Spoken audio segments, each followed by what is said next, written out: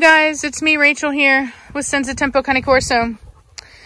So, I'm out here with Savannah and a couple of the dogs, and I wanted to talk about a recent incident and some changes that are going to happen because of that incident involving Misha. So, on Saturday, our air conditioning went out.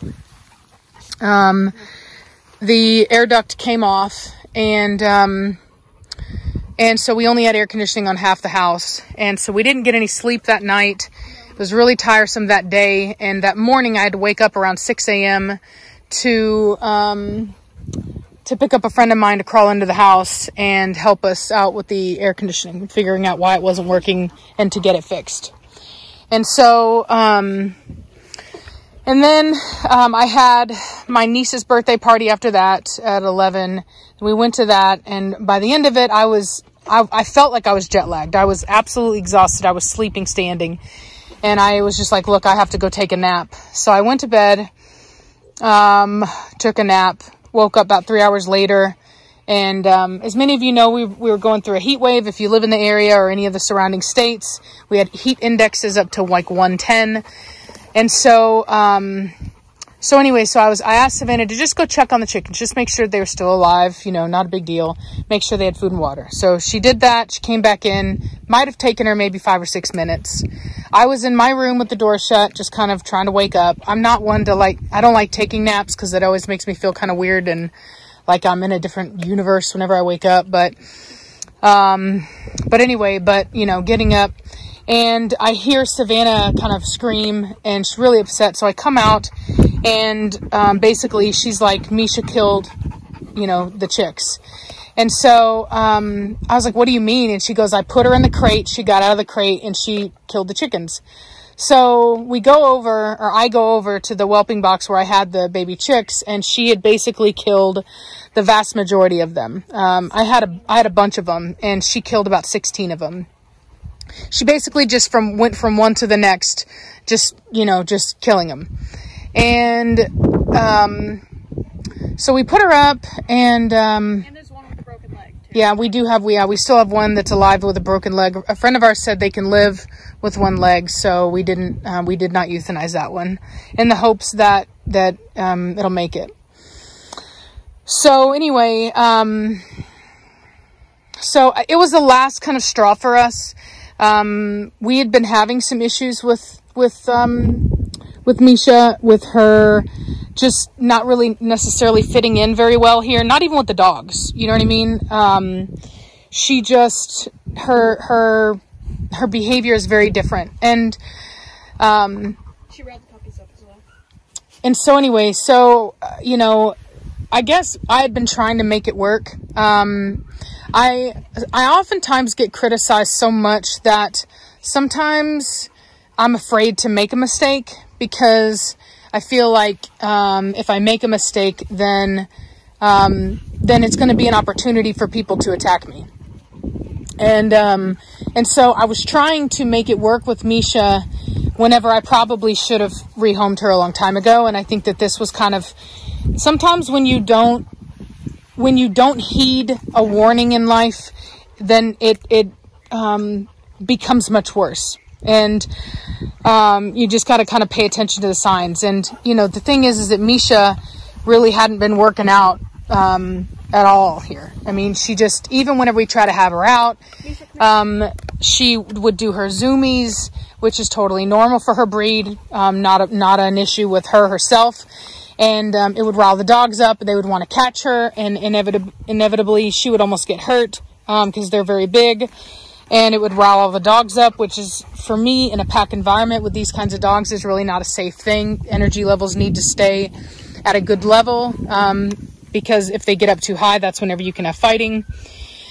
And then on top of that, the other big problem is, like most small dogs, they're incredibly hard to potty train. And she did not come potty trained. At a year old, she was not potty trained. And I got her to where,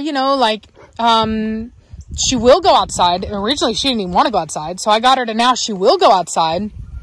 But, for example, she won't let you know she needs to go outside. So if you're not watching her 24/7, when she's out, she will, when she needs to go, she will quietly sneak off because she knows that she knows she's not supposed to do it. So she'll sneak off and she'll go and poop and pee wherever she wants to. And me being as busy of a person as I am, that's just not a doable situation. And it would leave me to be very frustrated because she would always go in my room, which has carpet. It's one thing when a dog does it on vinyl where I can just pick it up, mop it up, right? It's another when it's on carpet. It doesn't make it any better. Yeah, it doesn't make it any better, but it definitely, you know, it sucks. Yeah. And so anyway, so she ended up being crated a lot. You know what I mean? We are very, very busy people. It might seem like, you know, we're just here, you know, but the truth of the matter is we're always doing stuff. And like, for example, like right here, we're out here building a chicken coop, you know? I can't have her out here with the rest of the pack because she won't stay with us. She always wants to take off somewhere else. Where is she, in fact? Okay. As you guys have seen in videos, she always wants to take off and we're constantly having to watch her. And so she requires a lot more supervision than I have to give. And I don't know if that's because I didn't raise her. You know, the Dachshund that I had wasn't like that, but I raised it from a puppy. But what I do know is that we've been trying to force this to work, because, you know, I didn't want to have to say, okay, well, you know, it didn't work out. You know what I mean? It can be hard to admit that you've made a mistake when there's so many people just waiting for you to make a mistake so that they can talk crap. You know what I mean? And then whenever you do, it's like they just go in on it. And the truth of the matter is that it would be very easy for me to just put her in a kennel, put her in a crate, and not even worry about it at all. You know what I mean? I could just stick her in a crate her entire life. You guys would never be the wiser. I could bring her out like this every now and then, go, look how happy Misha is, and then put her back up, and nobody would ever be able to criticize me because you'd never know that anything's wrong, right? That would be easy for me to do. And I think that's what my haters don't realize, is that it's like they only know my mistakes because I'm an honest enough person to admit them. You know what I mean? And for whatever reason, they don't somehow see that as a positive. And the reality is that I don't care. You know what I mean? I obviously don't care enough to not say anything. You know what I mean? Like I said, I could very easily I could have given her to my sister and just literally, like, you know what I mean? Just like, okay, I'm going to borrow her for a video today. Bring her over here. Do a quick little video. Boom. Drop her back off. No, nobody would be the wiser. Everybody would think everything was going great and I was an awesome trainer and blah, blah, blah, blah, blah, and all this other stuff. And everything would be fine and dandy. You know what I mean? But that would be a lie. And that's not who I am. I would rather be honest with you about the fact that I made a mistake, that it's not working, so that maybe other people can learn from that, and they can also realize that maybe sometimes things don't work out. And for me, rehoming a dog, when you're doing it because of what's in their best interest, isn't a problem for me. As long as you find that dog a loving home, I don't have a problem with it. What I have a problem with are people that realize they made a mistake and they take the dog to the shelter and say, here, you deal with it. You know what I mean? That's a problem. And so, do I think I'm doing something wrong? No. Are other people going to think I'm doing something wrong? Absolutely. They're allowed to have their opinion. I don't agree with it. I don't make a habit of doing things that I think are wrong. In fact, I actually go out of my way to avoid it, but nonetheless, that's where we are. And make no mistake, I'm not judging her for attacking my chickens, or killing my chickens, I should say. You know, she's a little terrier, and little hound dog. I don't even know if they're considered a terrier, actually. I don't think so. But nonetheless, she's a little working dog, a little badger hound, and it's well within her breed characteristics to behave in that way. So, you know, I'm not counting it as a negative towards her at all. I'm very aware of that. The problem is that I got her before I got the chickens, and it's always been my goal to have a small farm, always. So, you know, I can't just put off all of that for, you know, this little dachshund, especially whenever every other aspect of her living here has not really meshed well. And so I do believe that it was a mistake for me to purchase her. It's a very expensive mistake, and that's definitely an area where, you know, I'm just going to have to learn, obviously, because I'm not going to recoup my money back. But nonetheless, I think what's most important is that I kind of swallow my pride and say, look, hey, you guys, it didn't work, and I need to find her a home where she's going to be happy and where she's going to have a fulfilling life, which is ultimately what she deserves. And so that's literally what this video is about. And, you know, if you are interested in her, just let me know. You can contact me. I will be, you know, recouping some of my money because, you know, she is a champion dachshund. She had already won shows in Russia.